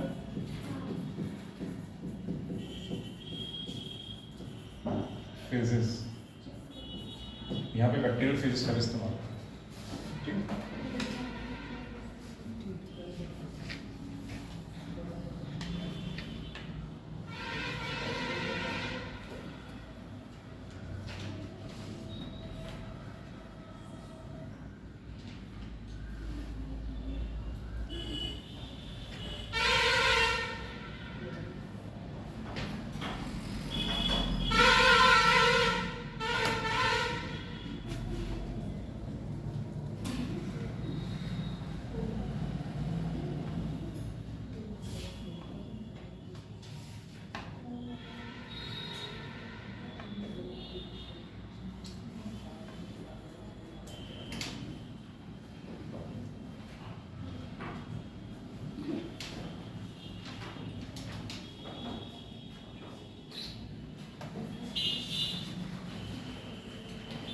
एक चीज थोड़ा सा सही करो, यहाँ पे बैक्टीरियोफेज से यहाँ पे रेट्रोवायरस का होता है। रिट्रोवायरस का नाम लिखो, रिट्रो, हाँ उसको हटाओ, रिट्रोवायरस का नाम, रिट्रोवायरसेस करो, रिट्रोवायरसेस करो, बैक्टीरियोफेज हटा के वहां से रिट्रोवायरस करो, ठीक है। तो रिट्रोवायरस क्या है, एक तरीके के वायरस ही हैं और बेसिकली ये आरएनए वायरस होते हैं जिनमें क्या होता है रिवर्स ट्रांसक्रिप्शन की प्रोसेस होती है। रिट्रोवायरस क्या है, ये आरएनए वायरस है और यहाँ पे क्या होता है रिवर्स ट्रांसक्रिप्शन की प्रोसेस होती है। मतलब आरएनए से क्या बनेगा, आरएनए से प्रोटीन बनना चाहिए लेकिन यहाँ पे क्या बनेगा, आरएनए से डीएनए बन जाएगा। इसको बोलते हैं रिवर्स ट्रांसक्रिप्शन, ठीक है, जिसकी खोज किसने की थी, टैमिन एंड बाल्टीमोर ने की थी। तो रिट्रोवायरसेस क्या होंगे, यहाँ पे वेक्टर्स का काम करेंगे जो कि एनिमल सेल्स में डीएनए सेगमेंट को ले जाने का काम करते हैं, ठीक है। तो रिट्रोवायरसेस होंगे बेटा, ये आरएनए वायरस होते हैं। क्या काम करते हैं, इनमें एक प्रोसेस होती है रिवर्स ट्रांसक्रिप्शन की, यानी कि आरएनए से क्या बनना चाहिए, प्रोटीन बनना चाहिए, लेकिन क्या बनाएंगे, आरएनए से डीएनए बनाएंगे, उल्टा काम करेंगे। तो रिट्रोवायरसेस के बाद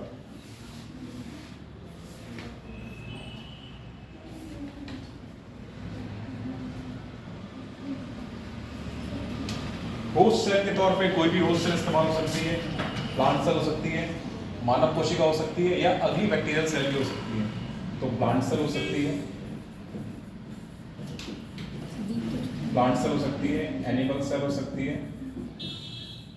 या बैक्टीरियल सेल हो सकती है। तीनों में से कोई भी हो सकता है। यहाँ पे बैक्टीरियल सेल, तीनों में से कोई भी सेल होस्ट सेल के तौर पे काम करेगा। होस्ट का मतलब क्या होगा, जिसमें हम रिकॉम्बिनेंट डीएनए को डालेंगे, जिस कोशिका में हम रिकॉम्बिनेंट डीएनए को इंसर्ट कराएंगे वो क्या कहलाएगी, होस्ट सेल कहलाएगी, परपोषी कोशिका कहलाएगी, होस्ट सेल।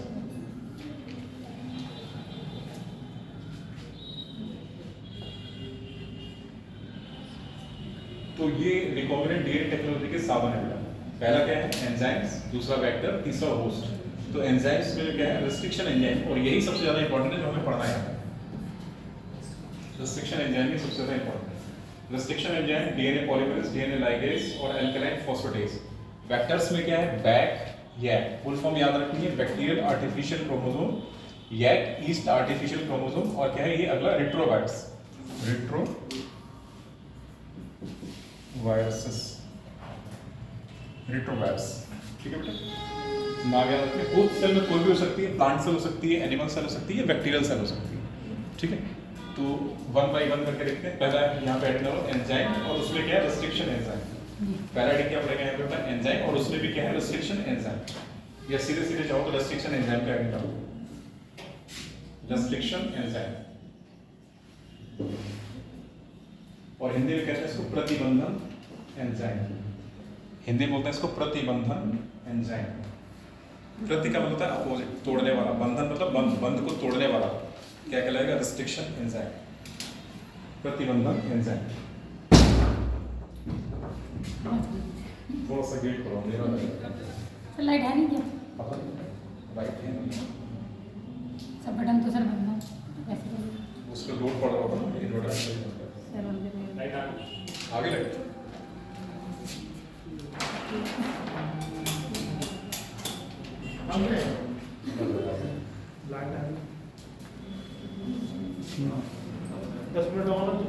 ठीक है बेटा। तो पहला हमारा एंजाइम क्या है, रेस्ट्रिक्शन एंजाइम।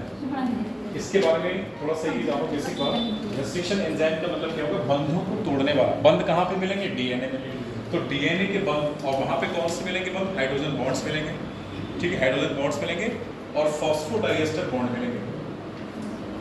एल्कलाइन फॉस्फेटेज क्या करेगा, फॉस्फोडाइएस्टर बॉन्ड को ब्रेक करेगा, ठीक है। तो क्या जो उनको बंध को तोड़ने वाला जो कौन सा एंजाइम होगा, रेस्ट्रिक्शन एंजाइम, ठीक। तो थोड़ा सा हेडिंग डाल के रेस्ट्रिक्शन एंजाइम के बारे में लिखो इसमें।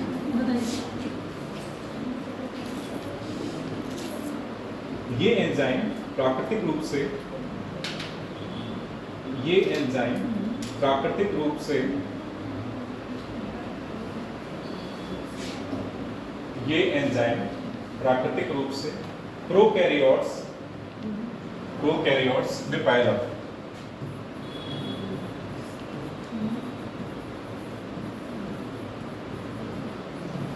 ये एंजाइम प्राकृतिक रूप से प्रोकैरियोट्स क्या होंगे बेटा, जीवाणु कोशिकाएं, प्रोकैरियोट्स में पाए जाते हैं।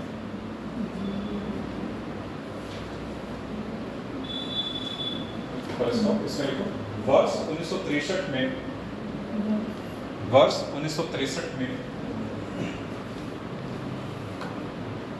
दो एंजाइम पृथक किए गए, पृथक किए गए जो ई कोलाई में, बेटा इस तरीके से ई कोलाई, ई बड़ा लिखोगे, ई बड़ा, कोलाई छोटा। देखो इसका नाम देखो क्या होता है, इसका पूरा नाम है एस्चेरिशिया कोलाई। कोलाई का मतलब कॉलन, कॉलन किसका भाग होता है, आंत का, इसकी मानव की बड़ी आंत, ठीक है। तो हमारी बड़ी आंत में पाया जाने वाला बैक्टीरिया क्या कहलाता है, ई कोलाई कहलाता है। बात समझ आ गई? कॉलन का मतलब क्या होता है, आंत का भाग है। तो ई कोलाई, एस्चेरिशिया कोलाई कहाँ पाया जाएगा, मानव की बड़ी आंत में पाया जाएगा, इसलिए इसका नाम क्या है, ई कोलाई। और ये क्या है, एक बैक्टीरिया है, ठीक। जो हम लिख रहे थे वो लिख रहे थे, जो ई कोलाई में जीवाणु भोजी ब्रैकेट में बैक्टीरियोफेज, जीवाणु भोजी ब्रैकेट में बैक्टीरियोफेज, इस तरीके से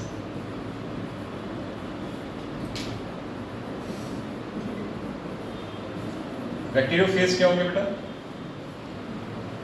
बैक्टीरियोफेज क्या होंगे, हिंदी वाला नाम देखो क्या है, जीवाणु भोजी, जीवाणु को खाने वाले क्या कहलाते हैं, बैक्टीरियोफेज कहलाते हैं। जीवाणु का भोजन करने वाले क्या कहलाते हैं, बैक्टीरियोफेज कहलाते हैं, ठीक। जीवाणु भोजी ब्रैकेट में बैक्टीरियोफेज की वृद्धि को रोकते हैं। रिपीट करो, दोबारा सुनो। वर्ष 1963 में दो एंजाइम पृथक किए गए जो ई कोलाई में जीवाणु भोजी ब्रैकेट में बैक्टीरियोफेज की वृद्धि को रोकते हैं, ठीक है।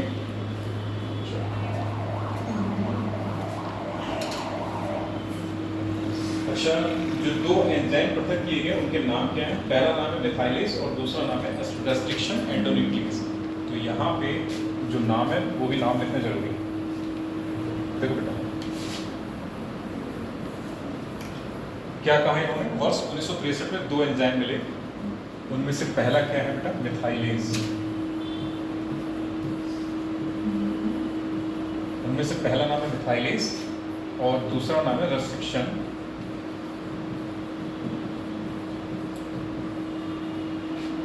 एंजाइम भी हो गया, एंजाइम। पहला नाम क्या है बेटा, मिथाइलेज और दूसरा नाम क्या है, रेस्ट्रिक्शन एंजाइम, ठीक है। जरा यहीं पे देखो, मिथाइलेज क्या करेगा, बैक्टीरिया के डीएनए में मिथाइल ग्रुप को जोड़ेगा। क्या करेगा, बैक्टीरिया के डीएनए में मिथाइल ग्रुप को जोड़ेगा। एक बात समझ, क्या हो रहा है, मिथाइलेज मतलब बैक्टीरिया के डीएनए में मिथाइल ग्रुप को जोड़ेगा। और रेस्ट्रिक्शन एंजाइम क्या करेगा, जो अनमिथाइलेटेड डीएनए होगा उसको तोड़ेगा, काटेगा। बात समझ आई? तो रेस्ट्रिक्शन एंजाइम यहाँ पे क्या करेगा, ये दोनों एंजाइम किसमें मिल रहा है बेटा, ई कोलाई में मिल रहा है। किसमें मिल रहा है, ई कोलाई में, ठीक है। तो ये दोनों एंजाइम बैक्टीरिया की डिफेंस मैकेनिज्म का काम करेंगे। यहाँ पे क्या काम करेंगे, बैक्टीरिया की डिफेंस मैकेनिज्म, उसको रक्षा देंगे, सुरक्षा प्रोवाइड करेंगे। कैसे, एक तो उसके डीएनए में क्या करेंगे, मिथाइल ग्रुप जोड़ेगा। दूसरा, बैक्टीरिया पहचानेगा कि किसमें मिथाइल ग्रुप जुड़ा है और किसमें नहीं जुड़ा है। जाहिर सी बात है, उसके डीएनए में क्या है, मिथाइल ग्रुप जुड़ा है तो पहचान लेगा। दूसरे में क्या है, यानी कि बैक्टीरियोफेज, बैक्टीरियोफेज क्या होगा, आएगा उसको खाएगा, ठीक है। लेकिन बैक्टीरियोफेज के डीएनए में मिथाइल ग्रुप नहीं जुड़ा होगा। जब मिथाइल ग्रुप नहीं जुड़ा होगा तो रेस्ट्रिक्शन एंजाइम क्या करेगा, बैक्टीरियोफेज के डीएनए को तोड़ेगा, अर्थात बैक्टीरियोफेज को मारेगा।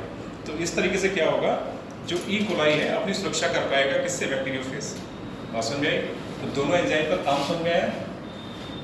मिथाइलेज क्या करेगा, मिथाइल ग्रुप जोड़ेगा, किसमें, बैक्टीरिया के डीएनए में जोड़ेगा। और रेस्ट्रिक्शन एंजाइम क्या करेगा, जो अनमिथाइलेटेड डीएनए है, मतलब अनमिथाइलेटेड जिसमें जिस डीएनए में मिथाइल ग्रुप नहीं जुड़ा है उसको पहचानेगा और उसको कट करेगा और उसको मार देगा। तो जिसमें अनमिथाइलेटेड डीएनए किसमें मिलेगा, बैक्टीरियोफेज में, क्योंकि वो क्या करेगा, बैक्टीरिया को इन्फेक्ट करने आ रहा है। इन्फेक्ट करने आ रहा है मतलब उसको खाने आ रहा है, ठीक है ना। जैसे ही बैक्टीरिया को पता चलेगा कि बैक्टीरियोफेज के पास अनमिथाइलेटेड डीएनए है, वो उसके डीएनए को तोड़ना शुरू करेगा और उसको मार देगा। तो इस तरीके से क्या होगा, बैक्टीरिया अपना बचाव खुद कर लेगा। ठीक है, तो ये दोनों एंजाइम बैक्टीरिया को सुरक्षा प्रोवाइड कराते हैं जीवाणु भोजी के प्रति। बात समझ आई? दोनों का काम समझ आ गया? चलो इतना नहीं होगा बेटा। ये दोनों एंजाइम कहाँ मिल रहे हैं हमको? ई कोलाई में मिल रहे हैं। और ये क्या करते हैं, ये क्या करेंगे, जीवाणु भोजी के प्रति बैक्टीरिया को सुरक्षा प्रदान करेंगे। क्या करेंगे? जीवाणु भोजी के प्रति बैक्टीरिया को सुरक्षा प्रदान करेंगे। बैक्टीरिया कौन से यहाँ पे? E coli. बैक्टीरिया को सुरक्षा,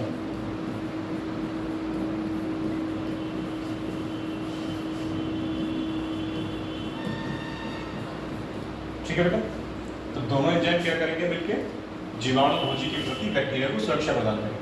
कैसे करेंगे? मैकेनिज्म समझ में आ गई? मिथाइलेज क्या करेगा? ये मिथाइल ग्रुप जोड़ेगा बेटा। CH3 ग्रुप को क्या बोलते हैं? Methyl group. तो मिथाइल ग्रुप को जोड़ेगा, ऐड करेगा अपने डीएनए में।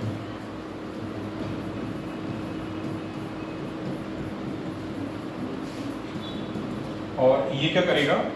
अनमिथाइलेटेड डीएनए को कट करेगा। क्या करेगा बेटा? ये अनमिथाइलेटेड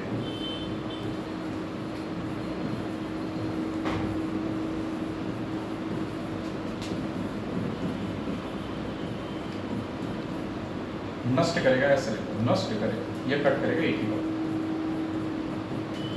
ठीक है, तो ये इसकी मैकेनिज्म है दोनों एंजाइम। तो वहीं पे टेबल की फॉर्म में लिखो बेटा। तो मिथाइलेज क्या करेगा? मिथाइल ग्रुप को ऐड करेगा अपने डीएनए में। अपना कौन? बैक्टीरिया का खुद का डीएनए। ठीक है। रेस्ट्रिक्शन एंजाइम क्या करेगा? अनमिथाइलेटेड डीएनए, अनमिथाइलेटेड मतलब जिसके डीएनए के साथ मिथाइल ग्रुप नहीं जुड़ा है, और वो कौन होगा? बैक्टीरियोफेज का डीएनए होगा। ठीक है, तो अनमिथाइलेटेड डीएनए को नष्ट करेगा। ठीक है, तो इस प्रकार क्या होगा? ई कोलाई अपनी सुरक्षा कर पाएगा। ठीक है, चलो इसको बनाओ फटाफट, फिर आगे लेंगे। क्लास आपकी पहली क्लास थी? बायोटेक की? नहीं, बायोटेक की तो पहली है और 9 नहीं, बजे। आज अच्छा हाँ, आज पहली। पता नहीं था मुझे। चलो कोई नहीं। फिलहाल टाइम वही रहेगा आप लोगों का 10 से ही 10:30 पे ही रहेगी क्लास। तो आज मैं जब मुझे कहीं जाना था तो मैंने कर लिया टाइम से। हमें लग रहा सर वो वाले 5 दिन के लिए चल गए काम पड़ा है।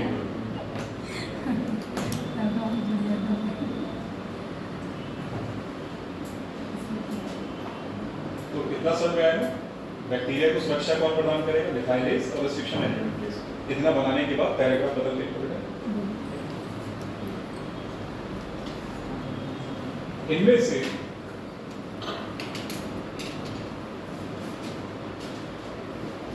से दूसरा एंजाइम, इनमें से दूसरा एंजाइम ब्रैकेट में लिखना, जो अनमिथाइलेटेड डीएनए को नष्ट करेगा। ब्रैकेट में लिखना, जो अनमिथाइलेटेड डीएनए को नष्ट करेगा। ब्रैकेट बंद कर देना।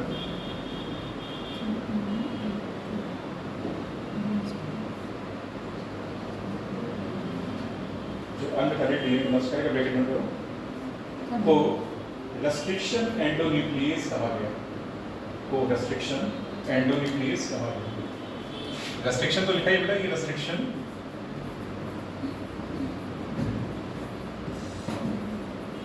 एंडोन्यूक्लियस, आगे पीछे में लगा। Restriction endonuclease. 18 सेकंड में बदल देना। 18 सेकंड ठीक है। हो गया 6 मिनट। तो रेस्ट्रिक्शन एंडोन्यूक्लियस कहा गया। चलो इसमें पैराग्राफ बदल कर प्रथम प्रतिबंधन एंजाइम, प्रथम प्रतिबंधन एंजाइम हिंड सेकेंड, इस तरीके से लिखा HIND हिंड सेकेंड, प्रथम प्रतिबंधन एंजाइम हिंड सेकेंड था। देखो हिंड क्या है यहाँ पे? ये बेटा एक जीनस का नाम है और ये स्पीशीज का नाम है। तो हीमोफिलस इन्फ्लुएंजी, ठीक है, डी स्ट्रेन है और स्ट्रेन की नेमली क्या है? वो सेकेंड है। तो बस केवल इतना याद रखना है, H for Haemophilus, N for influenzae. तो ये कहाँ से मिला था? हीमोफिलस इन्फ्लुएंजा से मिला, इसीलिए इसका नाम क्या पड़ गया? हिंड सेकंड नाम पड़ गया। ठीक है, तो पहला रेस्ट्रिक्शन एंजाइम क्या है? Hind second. ठीक है, आज नहीं रखना, सबको भी दे रहा है।